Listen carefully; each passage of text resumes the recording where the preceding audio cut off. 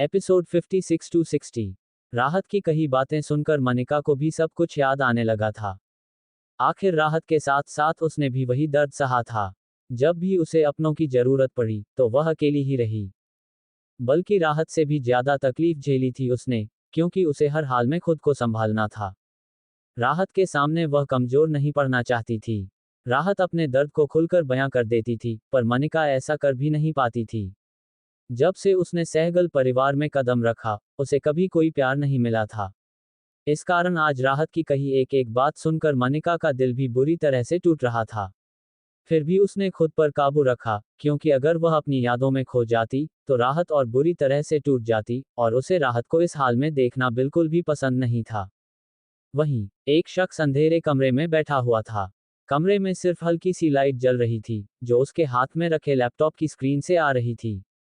वह शख्स अपनी गहरी निगाहों से लैपटॉप को घूर घूर कर देख रहा था। कुछ देर बाद उसने लैपटॉप बंद किया और उसे एक साइड में रखते हुए तेज तेज हंसने लगा। उसकी हंसी की आवाज पूरे कमरे में गूंज उठी। वह आवाज इतनी खतरनाक थी कि किसी का भी दिल दहला सकती थी। अचानक ही वह हंसते हंसते रुका और बोला, ओ ओ राहत सहगल, मुझे नहीं पता था कि तुम इतनी इंटरेस्टिंग होगी। अब तो और मजा आएगा तुम्हारे साथ यह गेम खेलने में। देखना यह है कि इस गेम में जीत किसकी होती है और हार किसकी। इतना कहते ही वह शख्स फिर से अपनी खतरनाक हंसी हंसने लगा। विजय जी अपने रूम में आए और बेड पर बैठ गए। वह भी किसी गहरी सोच में डूबे हुए थे। काफी देर तक सोचने के बाद विजय जी उठे और अपना फोन उठाकर एक नंबर डायल किया। कुछ रिंग जाने के बाद कॉल पिक हुआ, तभी विजय जी शांत भाव से बोले, मिस्टर शर्मा, आपको जल्द से जल्द मेरा एक काम करना है। आप एक बिल तैयार करिए जिसमें मेरी वाइफ की नाम की जितनी भी प्रॉपर्टी है, वह सब मैं अपनी दोनों बेटियों के नाम करना चाहता हूँ। दूसरी तरफ से मिस्टर शर्मा ये सुनकर चौंक गए। वह हड़बड़ाते हुए बोले, क्या कहा सर आपने? आपकी तो सिर्फ एक ही बेटी है ना, काव्या। विजय जी ने उनका तुरंत जवाब दिया, मिस्टर शर्मा, लगता है आपका दिमाग खराब हो गया है। मेरी दो बेटियां हैं, मनिका और राहत। और मैं अपनी वाइफ की सारी प्रॉपर्टी अपनी इन दोनों बेटियों के नाम करना चाहता हूँ, क्योंकि वह भी यही चाहती थी कि जो भी उसके नाम का है, वह सब कुछ उनकी बेटियों को ही मिले। विजय जी की बात सुनकर मिस्टर शर्मा बोले, पर सर, ऐसे में तो आपकी लगभग सारी प्रॉपर्टी दोनों बेटियों के नाम हो जाएंगी। तो फिर आप अपनी दूसरी बेटी, जो काव्या है, उसे क्या देंगे? विजय जी यह सुनकर बोले, उसकी चिंता आप मत करें। मैंने काव्या के लिए भी सोच रखा है। उसे भी मैं अपनी बेटी की तरह ही मानता हूँ। तो उसे भी मैं उसका हक जरूर दूंगा। पर अभी आप जल्द से जल्द ये बिल बनवाए, क्योंकि मैं अब और देर नहीं करना चाहता। मैं अपनी दोनों बेटियों को उनका हक देना चाहता हूँ। जो आज तक मुझसे गलती हुई है, उस गलती को मैं सुधारना चाहता हूँ। मिस्टर शर्मा ये सुनकर दूसरी तरफ से बोले, ठीक है सर, जैसा आप कहें। जल्द से जल्द मैं ये पेपर रेडी कर आता हूँ। विजय जी यह सुनकर कॉल कट कर दिए और फोन एक साइड रखते हुए बोले, बस बहुत हो गया। बहुत रह लिया नाराज अपनी बेटियों से। और उनके दिल में भी मेरे लिए अब नफरत भर गया है। अब और यह नफरत मुझसे बर्दाश्त नहीं होता। ये कहते हुए वह वही सामने वॉल पर लगी अपनी बीवी की फोटो की तरफ देखते हुए बोले, सॉरी। माफ कर दो, मुझसे बहुत बड़ी गलती हो गई। एक छोटी सी नाराजगी के रूप में मैंने अपनी बेटियों को इतनी बड़ी सजा दे दी। इतने सालों तक उन दोनों को खुद से दूर रखा, उन्हें उनके हक से दूर रखा। मुझे पता है तुम मुझसे बहुत नाराज होगी, और जब मैं ऊपर आऊंगा तो तुम मुझसे बात भी नहीं करोगी। पर प्लीज अपने प्यार के खातिर मुझे माफ कर देना, क्योंकि अब मैं वापस से इस गलती को नहीं दोहराऊंगा। जो भी गलतियां की हैं, उन्हें सुधारूंगा। ये सब बोलते हुए विजय जी की आंखों से आंसू गिरने लगे थे। उन्हें आज सही मायने में अपनी गलती का एहसास हो चुका था और वह अब जल्द से जल्द इसे सुधारना चाहते थे। पर क्या यह इतना आसान होने वाला था? वहीं कोई उनके कमरे के दरवाजे पर खड़ा था जिसने ये सब कुछ सुन लिया था। यह कोई और नहीं, काव्या थी। काव्या ने जैसे ही सुना, तो वह हैरान हो गई और उसकी आंखों में एकदम से गुस्सा उतर आया। वह तुरंत ही गुस्से में अपनी मॉम के रूम में गई। माया जी जो कि आराम से बेड पर सो रही थी, काव्या उनके पास गई और बोली, मॉम उठिए। आप यहाँ सो रही हैं और यहाँ हमारा सब कुछ बर्बाद होने वाला है। आप ऐसे इतने आराम से सो नहीं सकती। हमें जल्द से जल्द कुछ करना होगा वरना सब कुछ बर्बाद हो जाएगा, मॉम। अपनी बेटी की बात सुन माया जी चौंक गईं। वह एकदम से उठी और उठकर बैठ गईं। फिर काव्या की तरफ देखते हुए बोली, क्या हुआ काव्या? तुम इस तरह से परेशान क्यों दिख रही हो? आखिर अचानक से क्या हो गया? माया जी की बात सुनकर काव्या बोली, मॉम, गजब हो गया है। आपको नहीं पता, इतनी बड़ी प्रॉब्लम हो गई है। आप सुनेंगी तो आप भी हैरान हो जाएंगी मॉम। माया जी थोड़ा इरिटेट होकर बोली, काव्या, ऐसे घुमा फिराकर बातें मत करो। साफ साफ बताओ, आखिर बात क्या है? ऐसा भी क्या हो गया जो तुम इतनी परेशान हो? काव्या अपनी मॉम की तरफ देखकर बोली, मॉम, आपको पता है, डैड अपना सब कुछ उन दोनों मनहूस लड़कियों के नाम करने वाले हैं। ये सुनते ही माया जी चौंक गईं। गुस्से से बोली, क्या बकवास कर रही है तुम काव्या? तुम्हें होश भी है कि तुम अभी क्या बोल रही हो? काव्या तुरंत बोली, मैं बिल्कुल होश में हूँ मॉम। मैं अभी अभी उनकी बातें सुनकर आई हूँ। वह वकील से बात कर रहे थे और बोल रहे थे कि जितनी भी उनकी पहली वाइफ के नाम पर प्रॉपर्टी है, वह सब कुछ उनकी दोनों बेटियों के नाम हो जाए। और आप तो जानती हैं ना कि उनकी वाइफ के नाम पर लगभग आधी से ज्यादा प्रॉपर्टी है। ऐसे में तो हमें कुछ नहीं मिलेगा मॉम। हमने तो सोचा था कि उनकी वाइफ के नाम की प्रॉपर्टी जल्दी आपका नाम हो जाएगी, पर यहाँ तो सब कुछ बदल रहा है, सब कुछ हमारे हाथ से फिसल रहा है। काव्या की बात सुनकर माया जी की आंखों में गुस्सा उतर आया। माया जी एकदम से उठी और गुस्से में रूम में रखे सामान को पटकते हुए बोली, मैं ऐसा बिल्कुल भी नहीं होने दूंगी। विजय जी आखिर चाहते क्या हैं? उन्हें क्या लगता है कि वह इतनी आसानी से अपने दोनों बेटियों को अपना लेंगे और वह सब कुछ उन्हें दे देंगे जो मेरी बेटी का है? कभी भी नहीं। मैं ऐसा बिल्कुल भी नहीं होने दूंगी। फिर वह काव्या की तरफ देखकर बोली, बेटा, तुम परेशान मत हो। वह सब तुम्हारा है। मैं कभी भी उन मनहूसों को तुम्हारा हिस्सा नहीं देने दूंगी। तुम जाओ, जाकर आराम करो। बाकी तुम्हारी मॉम सब संभाल लेगी। काव्या ये सुनकर मुस्कुराई और बोली, थैंक यू मॉम, मुझे पता था आप सब कुछ संभाल लोगी। You are the best. इतना कहकर काव्या माया जी के गाल पर किस की और मुस्कुराते हुए वहां से अपने रूम में चली गई। काव्या के जाते ही माया जी एक बार फिर से गुस्से से बिफर उठी। वह रूम का सारा सामान तोड़ते फोड़ते हुए चिल्लाकर बोलने लगी, नहीं, मैं ऐसा कभी भी नहीं होने दूंगी। विजय जी, आप ऐसा कुछ नहीं कर सकते। अगर आपने ऐसा कुछ भी किया, तो मैं वह करूंगी जो मैं अब तक नहीं करना चाहती थी। आपको रास्ते से हटाने में मुझे 1 मिनट भी नहीं लगेगा। इतनी आसानी से तो मैं इस प्रॉपर्टी को उन दोनों को नहीं देने दूंगी। विजय जी, इसके लिए मैंने बहुत कुछ किया है। ऐसे कैसे मैं छोड़ दूं आपको, कि आप अपने मन से इस प्रॉपर्टी को बांट दें? सिर्फ इस प्रॉपर्टी के लिए, अपनी बेटी की खुशी के लिए, मैंने वह सब किया जो मैं कभी करना नहीं चाहती थी।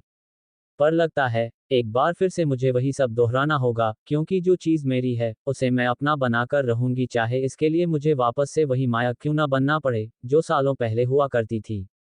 ये कहते हुए माया जी अपना वार्डरोब ओपन की और फिर वही एक साइड के ड्रॉर को खोली और उसमें से एक फोटो निकली, जिसमें एक पति पत्नी और दो छोटी लड़कियां थीं, जिनकी उम्र में ज्यादा अंतर नहीं था। माया जी उस फोटो पर अपना हाथ घुमाते हुए एकदम से पति पत्नी की तरफ गुस्से से देखते हुए बोली, आप दोनों ने तो मुझे अपने घर से निकाल दिया था ना। ये कहते हुए कि मैं आपके घर के लायक नहीं, मैंने आपके खानदान की इज्जत पर दाग लगा दिया था। अपनी मर्जी से जो शादी की थी, यह आपको बर्दाश्त नहीं हुआ ना।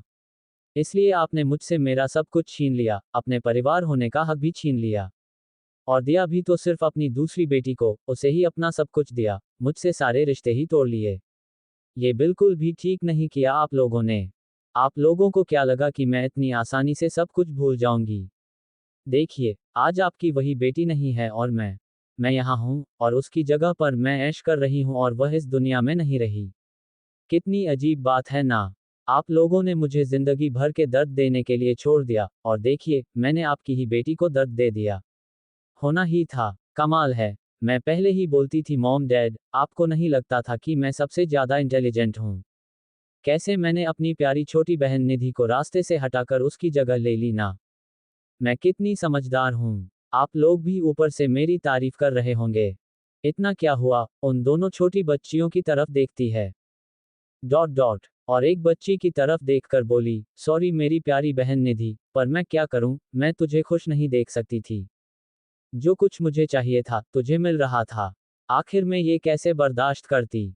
जो खुशी मुझे चाहिए थी, वो मैं तुझे कैसे मिलने देती?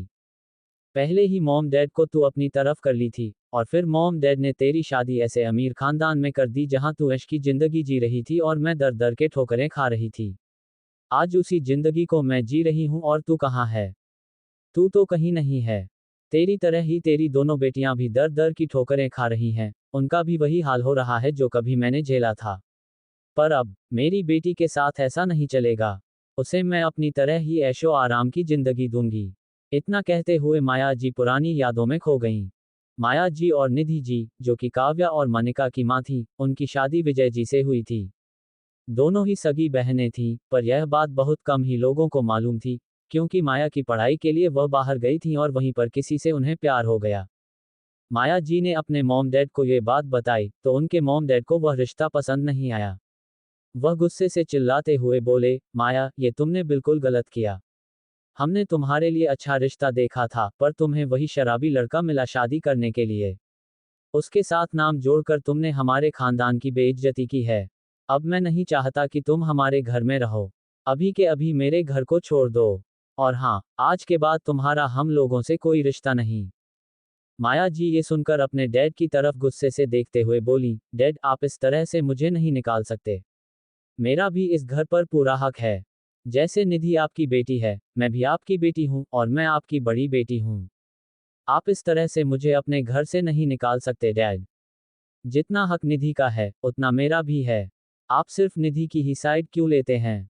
वह मेरी छोटी बहन है और मैं बड़ी हूं तो मेरा हक ज्यादा बनता है। मॉम, आप क्यों कुछ नहीं समझती? आप डैड को समझाए। लेकिन उसके डैड नहीं माने और गुस्से में बोले, मैं तुम्हारी अब और बकवास नहीं सुन सकता। आज से तुम्हारा हमारे फैमिली से कोई लेना देना नहीं। तुम्हारे कारण आज तक हमें बहुत बेइज्जती सहनी पड़ी है अब और नहीं। तुम अभी के अभी इस घर को छोड़कर जाओगी। और हाँ, किसी के सामने यह मत कहना कि तुम हमारी बेटी हो, क्योंकि आज से हमारी सिर्फ एक ही बेटी है और वह है निधि। माया जी गुस्से से दूर खड़ी निधि की तरफ देखी, जो कि वही एक साइड खड़ी अपने सिर को नीचे झुकाई हुई थी।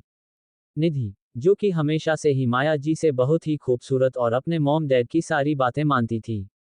मॉम डैड भी इसीलिए उसे बहुत प्यार करते थे। माया जी हमेशा से मनमानी करती थी, पार्टी करना, पैसे उड़ाना, ये सब उनके शौक थे। ऐशो आराम की जिंदगी वह चाहती थी, और उसी तरह उन्हें उनके पति भी मिल गए थे, जिसके साथ वह मजे ले रही थी। अपने डैड के मुंह से इतनी बेइज्जती सुनकर माया जी गुस्से में वहां से चली गईं, और वह मन ही मन उन सबको भला बुरा बोल रही थी। उनके अंदर अब नफरत की भावना पनपने लगी थी। इसी तरह 7 साल बीत गए। निधि जी की शादी विजय जी से हो गई थी। उन दोनों ने लव मैरिज की थी और दोनों ही अपनी शादी में बहुत खुश थे। जहां विजय जी निधि जी को बहुत प्यार करते थे, वहीं निधि जी भी उनसे बहुत प्यार करती थी। उनकी 2 बेटियां भी हो गई थी, दोनों ही बहुत प्यारी थीं। बड़ी बेटी जो कि करीब 6 साल की थी, और दूसरी बेटी राहत जो कि सिर्फ 4 साल की थी। उनकी फैमिली एक हैप्पी फैमिली थी। उनके ससुराल वाले भी उन्हें बहुत प्यार करते थे। एक दिन अचानक ही निधि जी मार्केट के लिए गई थी कि तभी उनका सामना माया जी से हुआ। माया जी की हालत बहुत खराब थी। उनके कपड़े फटे पुराने से थे और उनकी एक छोटी सी बेटी भी उनके साथ थी, जिसे उन्होंने गोद में ले रखा था, जिसकी उम्र करीब 4 साल की थी। अपनी बहन की ऐसी हालत देख निधि जी दुखी हो गईं। वह तुरंत माया जी के पास गईं और बोलीं, दीदी, ये आपके साथ क्या हो गया? आप यहाँ इस हाल में? माया जी रोते हुए बोली, निधि, मेरी छोटी बहन, देख तेरी दीदी की क्या हालत हो गई है। मैं पूरी तरह से टूट गई हूँ। उस इंसान ने मुझसे शादी करके मुझे बर्बाद कर दिया। मुझे कहीं का नहीं छोड़ा। वह मेरा सिर्फ इस्तेमाल करता था और फिर मुझे पूरी तरह से बर्बाद करके छोड़ दिया। साथ में एक बेटी भी है। देखो, हम दोनों माँ बेटी की ऐसी हालत हो गई है कि हम किसी को मुंह भी नहीं दिखा सकते। निधि जी यह सुनकर बोली, दीदी, आप ऐसा मत बोलिए। अब आप मत रोइए। अब मैं आपको इस तरह से दुखी नहीं देख सकती। मैं आपको जल्द ही अपने साथ ले चलूंगी, आप मेरे घर चलिए। तभी माया जी बोली, नहीं निधि, रहने दे। ये बता, माँ पापा कहाँ हैं? पापा सही कहते थे। वह इंसान बिल्कुल भी सही नहीं था। मैंने ही गलती की, जो उनकी बात नहीं मानी और उनके खिलाफ जाकर उस इंसान से शादी कर ली। मैं उनसे माफी मांगना चाहती हूँ। क्या माँ पापा से मैं मिल सकती हूँ?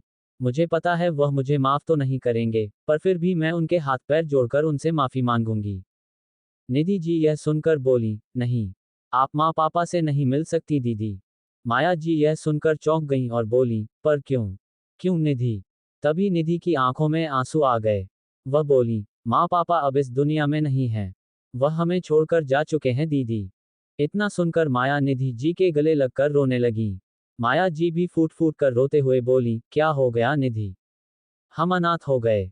निधि जी रोते हुए बोली, हाँ दीदी, हम अनाथ हो गए। आप भी नहीं थी, मैंने बड़ी मुश्किल से खुद को संभाला है। अच्छा हुआ कि आप मिल गईं। मैं समझूंगी कि मेरी माँ पापा का साया मुझे मिल गया। अब आप चलिए दीदी, आप मेरे घर चलिए। मेरे ससुराल वाले बहुत अच्छे हैं, वह कभी भी आपको कुछ नहीं बोलेंगे। माया जी यह सुनकर बोली, ये तुम क्या कह रही हो निधि? मैं कैसे तुम्हारे ससुराल जा सकती हूँ? तभी निधि जी का फोन बजने लगा। वह फोन देखकर मुस्कुराई और बोली, मेरे पति का कॉल है। इतना कहकर वह कॉल उठाई। दूसरी तरफ से विजय जी ने कुछ कहा, जिसे सुनकर निधि जी घबरा गईं। वह बोली, मैं अभी आती हूँ। आप परेशान मत होइए। इतना कहकर उन्होंने कॉल काट दी। फिर माया जी की तरफ देखकर बोली, दीदी, आप लोग तब तक यहाँ रहिए। मुझे अभी अपने घर जाना होगा, कुछ इमरजेंसी हो गई है। मेरी सासू माँ की तबीयत खराब हो गई है और ऐसे में मेरा वहाँ जाना बहुत ज़रूरी है। मैं बाद में विजय जी से बात करके आपको अपने घर ले चलूंगी। इतना कहते हुए निधि जी तुरंत ही वहां से अपनी कार में बैठी और अपने घर जाने के लिए निकल गईं। माया जी इतनी बड़ी कार देखकर आंखों में नफरत लिए बोली, निधि, तुम इतनी बड़ी कार में? यानी तुम्हारी जिंदगी काफी अच्छे से बीत रही है। अब मुझे पता करना होगा। वह कुछ ही देर में ऑटो बुक करके निधि जी का पीछा करने लगी। जब निधि जी की कार एक बड़े से बंगले के सामने रुकी और वह बंगले के अंदर गई, तो दूर ऑटो के पास खड़ी माया जी गुस्से से आग बबूला हो उठी। उन्होंने गुस्से से अपने हाथों की मुट्ठी भींच ली। वह एक नज़र खुद की तरफ देखने लगी, फटे पुराने कपड़ों में थी और हालत बहुत दयनीय थी। फिर दूसरी तरफ निधि जी की ओर देखा, जिन्होंने महंगी साड़ी पहन रखी थी और एक बड़े घर में रह रही थी। ये सब देखकर माया जी का गुस्सा और बढ़ गया। वह गुस्से में दांत पीसते हुए बोली, निधि, ये सब कुछ मेरा है और इसे मैं हासिल करके रहूंगी। इतना कहते हुए वह ऑटो में बैठी और वहां से निकल गईं। एक हफ्ते बाद, जब निधि जी की सास ठीक हो गई, तो वह विजय जी से अपनी बहन के बारे में बताने वाली थी। पर अचानक ही विजय जी को किसी काम से बाहर जाना पड़ा और निधि जी यह बात बता नहीं पाईं। इस बीच अक्सर ही निधि जी और माया जी की मुलाकात होती रहती थी और माया जी की बराबर नज़र निधि जी पर ही रहती थी। एक दिन निधि जी अपनी बेटी राहत को लिए अस्पताल के लिए निकल गईं, क्योंकि आज राहत का चेकअप था। वह राहत को अस्पताल में दिखाने के बाद बाहर आई और अपनी कार की तरफ जाने लगी, जो कि दूसरी तरफ खड़ी थी। वह रोड क्रॉस करने लगी कि अचानक ही तेजी से एक ट्रक उनकी तरफ बढ़ने लगा। ये देखकर निधि जी घबरा गईं। वह जल्दी से आगे की तरफ भागने लगी, तभी राहत उनके हाथ से छूट गई और वह रोड पर खड़ी होकर रोने लगी। राहत को ऐसे देखकर निधि जी की तो सांसें ही अटक गईं। ट्रक तेजी से राहत की तरफ बढ़ रहा था। ये देख निधि जी भागती हुई अपनी बेटी के पास पहुंची और एकदम से उसे दूसरी तरफ धकेल दिया। और तब तक ट्रक तेजी से आकर निधि जी को टक्कर मार चुका था। निधि जी रोड के दूसरी साइड जा गिरी थीं। उनके सिर से खून बह रहा था और उनकी सांसें थम चुकी थीं। उनके बगल में बैठी राहत फूट फूट कर रो रही थी। वहीं आसपास मौजूद सब लोगों ने ये सब देख लिया था। जब विजय जी को ये सब पता चला तो वह बुरी तरह से टूट गए और उन्हें राहत पर गुस्सा आने लगा। उनकी नाराजगी बस थोड़ी ही थी, पर जल्द ही उनकी मुलाकात माया जी से हुई। माया जी, जो कि विजय जी की कंपनी में उनकी सेक्रेटरी के तौर पर काम करने के लिए आई थी, वह अपने आप को बहुत ही मासूम और तिरस्कृत दिखा रही थी। उन्होंने विजय जी को झूठी कहानी सुनाई थी कि उनके पति उन्हें बहुत टॉर्चर करते थे, उन्हें बहुत सताते थे और पूरी तरह से मारते पीटते थे। अब वह दोनों अलग हो चुके हैं और उनकी एक छोटी बेटी भी है। विजय जी को उनसे थोड़ी सहानुभूति हुई और उनका भला सोचने के लिए उन्होंने उन्हें अपनी कंपनी में नौकरी दे दी। माया जी के तो हाथों जैसे लॉटरी लग गई थी। वह आए दिन विजय जी से टकराती और उनके करीब जाने की कोशिश करती। हालांकि विजय जी अभी भी निधि जी की यादों में ही थे, लेकिन धीरे धीरे माया जी ने विजय जी को राहत के खिलाफ भड़काना शुरू कर दिया था, जिस कारण विजय जी के मन में राहत के लिए नफरत भर गई थी। उन्हें उस छोटी सी मासूम बच्ची राहत पर भी गुस्सा आने लगा था। माया जी अक्सर सहगल मेंशन भी जाती थीं और अपने मीठी मीठी बातों से विजय जी का मन भी मोहने लगी थीं। एक दिन विजय जी की मां ने अपने बेटे के सामने यह बात रखी कि वह दूसरी शादी कर लें और उनके लिए माया जी बिल्कुल परफेक्ट हैं। विजय जी इस बात से साफ इनकार कर दिए, क्योंकि वह निधि जी को नहीं भूले थे और वह किसी दूसरी औरत को अपनी लाइफ में नहीं लाना चाहते थे। वहीं माया जी को जब इस बात की पता चली तो उन्हें बहुत तेज गुस्सा आया और फिर उन्होंने एक और नया प्लान बनाया। एक दिन वह ऑफिस बहुत बुरी हालत में पहुंची। विजय जी ये देखकर हैरानी से बोले, क्या हुआ तुम्हें? तुम्हारी हालत क्या हो गई है? तुम्हारे चेहरे पर यह चोट के निशान, और यह हाथों पर भी। विजय जी की बात सुनकर माया जी झूठे आंसू बहाते हुए बोली, ये सब मेरे उसी शैतान पति के कारण हुआ है। प्लीज सर, आप हमें बचा लीजिए। मेरा पति वापस आ गया है और वह मेरी बेटी को मुझसे छीनना चाहता है। प्लीज, आप ही मुझे बचा सकते हैं। तभी विजय जी के पास रिसेप्शनिस्ट का कॉल आया। सर, यहाँ कोई माया मैम से मिलने के लिए आया है और खुद को उनका पति बता रहा है। ये सुनते ही विजय जी गुस्से से बोले, उसे इंसान को धक्के मारकर निकाल दो।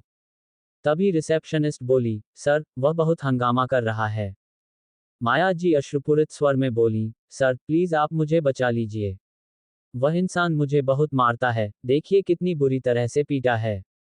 और मेरी बेटी को भी बहुत मारा है, सर प्लीज। विजय जी ने माया जी की तरफ देखकर कहा, चलिए, मैं खुद चलकर बात करता हूँ। विजय जी बाहर आए और उस इंसान की तरफ देखा, जो दिखने में ही एक नशेड़ी लग रहा था। उसे देखकर वह बोले, कौन हो तुम? और यहाँ हंगामा क्यों कर रहे हो? निकालो इसे मेरे ऑफिस से। वह आदमी माया जी की तरफ देखकर बोला, मैं इसका पति हूँ। यह मुझे पैसे नहीं दे रही है और मैं अपनी बीवी से बात करना चाहता हूँ। तुम कौन हो? मुझे मेरी बीवी से बात करने दो। माया जी तुरंत ही विजय जी का हाथ पकड़ लेती हैं। विजय जी एक पल के लिए चौंक जाते हैं, पर अगले पल माया जी रोते हुए बोली, प्लीज सर, मुझे बचा लीजिए इस इंसान से। तभी वह आदमी बोला, तेरी इतनी हिम्मत कि तू ऐसे दूसरे आदमी से जाकर चिपक रही है। विजय जी उस आदमी की तरफ देखते हुए गुस्से से बोले, तुम्हारा और माया का रिश्ता खत्म हो चुका है। तुम दोनों का तलाक हो चुका है, तो तुम ऐसे यहाँ आकर हंगामा कैसे कर सकते हो? निकल जाओ वरना पुलिस के हवाले कर दूंगा। वह आदमी हंसते हुए बोला, तलाक हुआ है तो क्या हुआ? अभी भी वह मेरी बीवी है और मेरा खर्चा उठाया जाना चाहिए। तू चल साइड हट, मेरे और मेरी बीवी के बीच में कुछ नहीं बोलेगा। इतना कहते हुए वह माया जी को घसीटने लगा। माया जी रोते हुए बोली, प्लीज सर, बचा लीजिए मुझे। मेरी बेटी को बचा लीजिए। तभी विजय जी आगे बढ़े और माया जी का हाथ पकड़ लिया। उन्होंने अपने गार्डों को आदेश देते हुए कहा, इस आदमी को धक्के मारकर बाहर निकालो। और फिर माया जी को अपने साथ लेकर वहां से निकल गए। कुछ देर बाद विजय जी और माया जी सहगल मैंशन पहुंचे थे और दोनों ने शादी कर ली थी। दादी जी यह सुनकर बहुत खुश हुई और बोली, मुझे बहुत खुशी हुई बेटा कि तुमने अपनी जिंदगी में आगे बढ़ने का फैसला कर लिया। बस अब तुम दोनों हमेशा साथ में खुश रहो। माया जी तो मन ही मन बहुत खुश हो रही थी, पर लोगों के सामने नकली आंसू बहा रही थी। उनका प्लान आज सफल हो गया था। ये सब याद करते हुए माया जी के होठों पर खतरनाक स्माइल आ गई। वह इस स्माइल के साथ बोली, जैसे एक बार निधि तुझे रास्ते से हटाया था ना, बहुत जल्द तेरा पति भी तेरे पास पहुंचने वाला है। उसे भी हमेशा हमेशा के लिए रास्ते से हटा दूंगी, क्योंकि ये सारी प्रॉपर्टी सिर्फ और सिर्फ मेरी बेटी की है। इतने सालों से मैं इस घर पर राज कर रही हूँ। विजय जी को तो बेवकूफ बनाया कि मेरा पति मुझे मारता है, पर मेरा पति तो बहुत अच्छा इंसान था।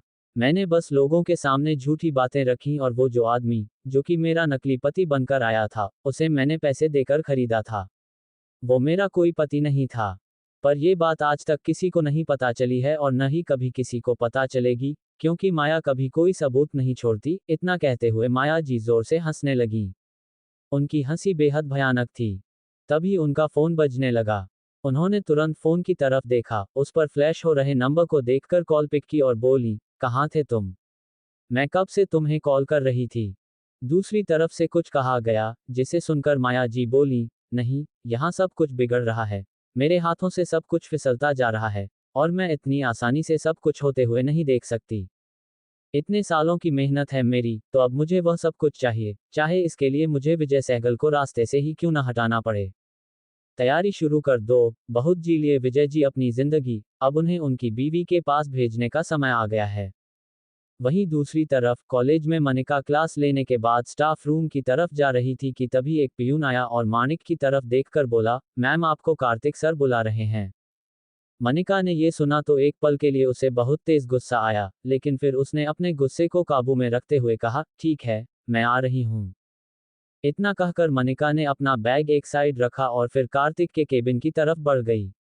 जब वह केबिन के पास पहुंची, तो उसने दरवाजा नॉक किया। अंदर से कार्तिक की सर्द आवाज आई, कमिंग। मनिका अंदर गई और कार्तिक की तरफ देखकर बोली, जी सर, कहिए, क्यों बुलाया है आपने? कार्तिक अपनी गहरी निगाहों से मनिका को देख रहा था, पर मनिका उसकी तरफ देख भी नहीं रही थी। ऐसा लग रहा था जैसे मानो उसे कार्तिक से कोई लेना देना ही न हो। तभी कार्तिक अपनी कुर्सी से उठकर मनिका की तरफ बढ़ता हुआ बोला, मैं 2 दिन तक जेल में था। वहां मुझसे मिलने बहुत से लोग आए, पर तुम एक बार भी नहीं आई। मनिका ने अपने दोनों हाथ सीने पर बांधते हुए कार्तिक की तरफ देखा और बोली, क्यों सर, मुझे क्यों आना चाहिए? कार्तिक उसे तिरछी निगाहों से देखकर बोला, अब ये भी मुझे तुम्हें बताना पड़ेगा। एक बीवी होने के नाते तुम्हारा फर्ज बनता है कि तुम अपने पति को देखने आओ। मनिका ये सुनकर हल्का हंसी और बोली, बीवी? कौन सी बीवी? मैं आपकी कोई बीवी नहीं हूं। सिर्फ नाटक कर रहे हैं हम लोग, ताकि जल्दी से हमारा डाइवोर्स हो जाए। और वैसे भी, आज आपको कैसे मुझे बीवी कहना याद आ गया? आज से पहले तो आपने कभी मुझे बीवी माना भी नहीं, फिर अचानक ये पति वाली बात कहाँ से आ गई? कार्तिक एकदम से मनिका के पास पहुंचा और बोला, मैं तुम्हारा पति हूं, इसमें कोई नई बात नहीं है। और हाँ, वो सब छोड़ो। तुम्हें पता है, निकिता कई बार जेल में मुझसे मिलने आई। वह मुझसे बहुत प्यार से बातें कर रही थी। कई बार तो मेरा भी दिल किया कि मैं उसे अपनी बाहों में भर लूं, पर मैं नहीं कर पाया। मनिका ये सुनते ही हंसते हुए बोली, तो भर लिया होता न, किसने रोका था? और मुझे क्यों अपने साथ बांध कर रखा है? उस दिन जब आपकी मॉम अनाउंसमेंट कर रही थी, तो करने देते। फिर तो निकिता मिल जाती आपको, वह आपकी बीवी बन जाती। हर रोज उससे लिपटे रहते, उसे जी भर कर बाहों में भरते। और वैसे भी, आपकी मॉम को तो वो बहुत पसंद है। उसने अच्छी तरह से मन बना रखा है आपकी मॉम का। ये सब कहते हुए मनिका का चेहरा गुस्से से लाल हो गया था। कार्तिक की नजरें उसी के चेहरे पर थीं। मनिका को यूं गुस्से से लाल देखकर कार्तिक के मन को अजीब सी खुशी हो रही थी, क्योंकि वह साफ देख पा रहा था कि कहीं न कहीं मनिका को निकिता से जलन हो रही है। ये देखकर कार्तिक एकदम से मनिका का हाथ पकड़कर उसे अपनी तरफ खींच लेता है, जिससे मनिका सीधे जाकर कार्तिक के सीने से टकरा जाती है। तभी कार्तिक मनिका की कमर पकड़ते हुए हल्का सा अपनी ओर खींचकर कहता है, अरे ऐसे कैसे, मैं उससे शादी कर लेता। शादी तो हम दोनों की हुई है। हम पति पत्नी हैं। जब तक हमारा डाइवोर्स नहीं हो जाता, मैं उससे शादी नहीं कर सकता ना। कार्तिक की बातें सुनते ही मनिका का चेहरा और भी ज्यादा गुस्से से तमतमा गया। वह कार्तिक को जोर से धकेलते हुए बोली, मुझसे दूर रहकर बात किया करो। और हाँ, दोबारा मुझे छूने के बारे में सोचना भी मत, वरना मुझसे बुरा कोई नहीं होगा। समझे मिस्टर कार्तिक रावत? और यहाँ तुम एक प्रोफेसर हो, मेरे सीनियर। तो अपनी हद में रहो। मैं यहाँ सिर्फ तुम्हारी जूनियर हूँ, न ही तुम्हारी बीवी और न ही कुछ और। इतना कहकर मनिका गुस्से से जाने लगी कि तभी अचानक कार्तिक ने पीछे से उसकी कलाई पकड़ ली और उसे खींचकर दीवार से लगा दिया। मनिका खुद को छुड़ाने की कोशिश ही कर रही थी कि उससे पहले ही कार्तिक उसकी ओर झुका और उसके होठों को अपने होठों में ले लिया। वह बड़े ही जोर से और जबरदस्ती उसके होठों पर किस करने लगा। कार्तिक के इस अचानक किए गए हरकत से मनिका की आंखें हैरानी से फैल गईं। एक पल के लिए वह अपनी जगह बिल्कुल जम सी गई थी। मनिका का दिमाग बिल्कुल खाली हो गया था और उसे यह समझ नहीं आ रहा था कि यह अचानक कार्तिक उसके साथ क्या कर रहा है, जबकि इतने सालों तक एक साथ रहने के बाद भी कभी कार्तिक ने उससे सही ढंग से बात तक नहीं किया था। लेकिन अब जब उनका डाइवोर्स होने वाला है तो कार्तिक इस तरह से जबरदस्ती उसे प्यार और किस क्यों कर रहा है? वही मनिका को किस करते हुए कार्तिक को एक सुकून सा महसूस हो रहा था। वह सुकून जो वह पिछले 2 दिन से महसूस नहीं कर पाया था, और वह सुकून जो वह इतने सालों से पाना चाहता था। वह मनिका को अपनी बाहों में कस के भर रहा था ताकि ऐसा पल ना आए कि मनिका उससे दूर हो जाए। कार्तिक मनिका को खुद से दूर जाने नहीं देना चाहता था और अपना पूरा प्यार किसके जरिए मनिका से जाता रहा था। वहीं दूसरी तरफ राहत अपना क्लास अटेंड करने के बाद कैंटीन की तरफ जा रही थी कि तभी वह ईशानी की तरफ देखकर बोली, इशू, तू कैंटीन चल, मैं वॉशरूम से होकर आती हूँ। ईशानी यह सुनकर बोली, मैं भी चलूं क्या तेरे साथ? राहत ने हंसकर कहा, अरे क्या मैं बच्ची हूं? या फिर मुझे वॉशरूम नहीं दिखता जो तू मेरे साथ चलेगी? तू जा, मैं अभी आती हूं।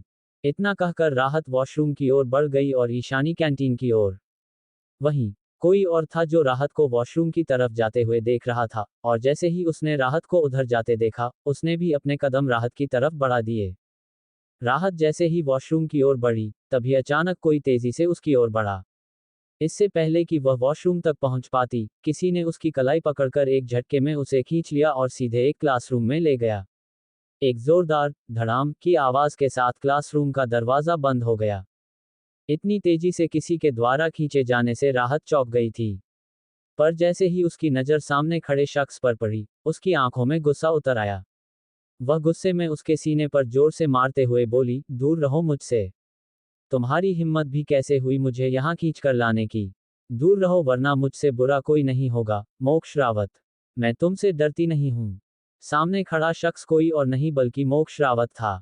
मोक्ष राहत की बातों को पूरी तरह इग्नोर करते हुए उसके बिल्कुल करीब आया और उसकी कमर पकड़कर उसे अपने सीने से चिपका लिया। राहत छटपटाते हुए खुद को छुड़ाने की कोशिश करने लगी, जिस पर मोक्ष उसे और भी कसकर पकड़ते हुए बोला, ज्यादा मत छटपटाओ जान, वरना तकलीफ तुम्हें ही होगी। ये कहते हुए मोक्ष राहत के गुस्से से तमतमाते हुए चेहरे को देख रहा था। राहत गुस्से से उसे घूर रही थी, जिस पर मोक्ष हल्का सा हंसते हुए बोला, तुम्हारी नजरें तो मुझे घायल कर रही हैं, जाने मन। अगर ऐसे ही देखती रही तो कहीं मैं तुम्हारा दीवाना ही ना हो जाऊं। और शायद तुम्हें भी मुझसे प्यार हो जाएगा। वह कहते हैं ना, नजरें जितनी बार टकराती है दिल में उतनी बार आग लगती है। मोक्ष की बातें सुनकर राहत और भी ज्यादा गुस्से में आ गई। वह गुस्से में तमतमाते हुए बोली, अपनी बकवास बंद करो और छोड़ो मुझे वरना मैं शोर मचा दूंगी। और यह जो तुम्हारा सपना है ना कि मुझे तुमसे प्यार होगा, ये तुम्हारा सपना सपना ही रह जाएगा क्योंकि मैं तुमसे प्यार करने वाली नहीं हूं। मोक्ष तिरछा मुस्कुराया और बोला, शोर? किसने रोका है तुम्हें? बोलो ना, क्या मैंने तुम्हारे होठों को छू लिया है? या फिर कहीं तुम्हारा चेहरा अपने हाथों में भर लिया है? और रही बात मेरे इस सपने की तो जान, आई प्रॉमिस यू, मैं अपने इस सपने को हकीकत में बदल कर रहूंगा और वह ऐसी हकीकत बनेगी कि तुम अपने दिन और रात मेरी बाहों में गुजारना चाहोगी। मोक्ष की एक एक बात राहत को और अंदर तक जला रही थी। वह गुस्से में उसकी तरफ घूरते हुए बोली, क्या हुआ मिस्टर मोक्ष रावत? आज अचानक मुझमें इतना इंटरेस्ट क्यों आ गया? क्या तुम्हारी गर्लफ्रेंड आज कॉलेज नहीं आई? आई थिंक तुम्हें अपनी गर्लफ्रेंड के पास जाना चाहिए, वरना कहीं वो रोती सिसकती यहाँ आ जाए और कहने लगे, मेरे बॉयफ्रेंड से दूर रहो, उसे फंसाने की कोशिश मत करो, मोक्ष मेरा है और मैं उसकी हूँ, वगैरह वगैरह। और सुनो, मैं नहीं चाहती कि यहाँ कोई ड्रामा हो, because I hate drama and I hate you. राहत ने जैसे ही मोक्ष को आई हेट यू कहा वैसे ही मोक्ष ने उसे दीवार से सटा दिया और खुद भी उसके करीब होकर उसके होठों को अपने होठों के गिरफ्त में लेने से पहले कहा, बट आई लव यू। इतना कहकर उसने राहत के होठों को जबरदस्ती किस करना शुरू कर दिया। अब क्या होगा आगे? क्या करेगी माया जी विजय जी के साथ? और क्या सोच रखा है विजय जी ने अपने दोनों बेटियों के लिए? क्या वो अपने सोच को पूरा कर पाएंगे या फिर उससे पहले ही किसी की बुरी नज़र लग जाएगी उनकी जिंदगी को? जानने के लिए सुनते रहें मेरी इंटरेस्टिंग स्टोरी को।